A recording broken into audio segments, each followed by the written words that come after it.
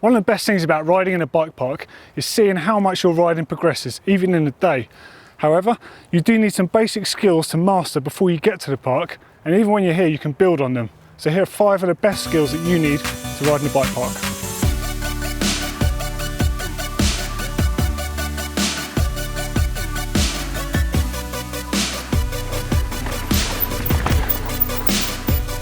Now in bike parks like Whistler you're going to see a lot of features like this with big rock rollers. They can look very intimidating to ride, but there's a lot of traction on them, even when they're dusty like this one. All you've got to think is slow in, control your speed before you roll over the edge, and then just let it flow. As you approach rock features like this, you need to be in your attack position. All your body weight should be on your hips, driving through the bottom bracket of the bike.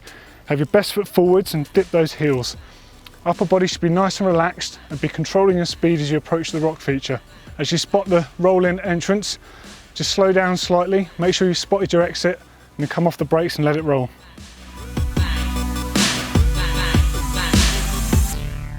The berm is the most common feature you'll find in any bike park around the world. What is a berm? Berm is simply an abbreviation for banked turn. As you can see behind me, it's just a nice rounded turn, gives you a bit more support and grip in the corners. The thing with berms, it's all about 3 main points. Controlling your speed on entry, looking at your entry point, and when you're in the turn, spotting your exit point. That's all there is to it. You don't need to brake in the turn, all this does is lose traction.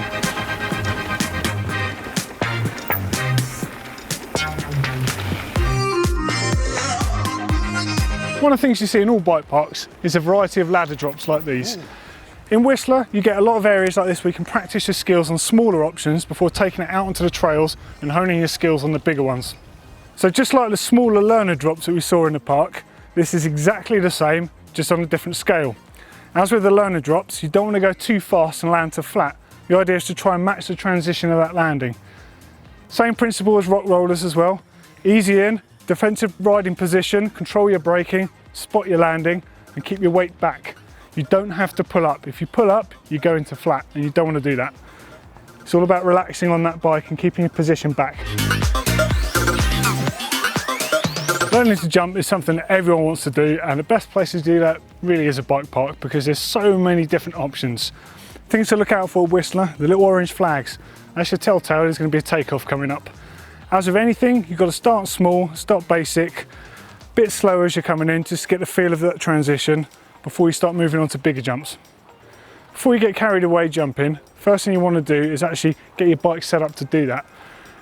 Get that saddle out of the way, slam it in the frame, whether that's a good old-fashioned way with a quick release or Allen key, or if it's a dropper post. Nice and low, it's not going to kick you out the back. Second option, if you've got a rear shock, put on a few more clicks of rebound than you would normally run. The last thing you want is if you preload into a jump and it ricochets you off funny. A little bit of rebound can help control that and makes it feel a lot more comfortable.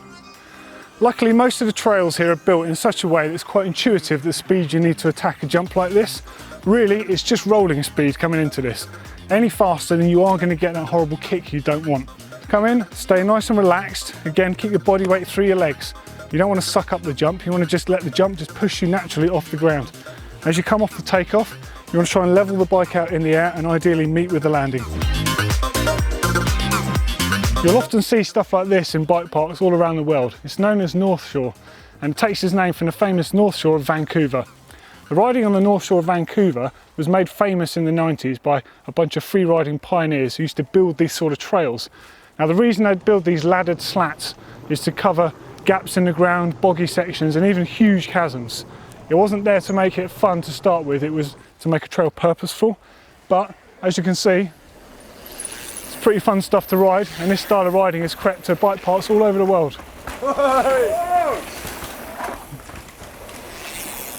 One of the things that freaks people out about North Shore riding is the skinny stuff like this.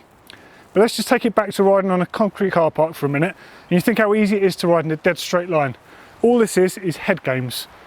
Anyone can ride along a bone straight piece of trail like this, it's just elevated above the ground. With North Shore riding like this, you've just got to approach it calmly and spot your exit points. It's that simple. Don't forget to click in the middle to subscribe, there's a brand new video every single day.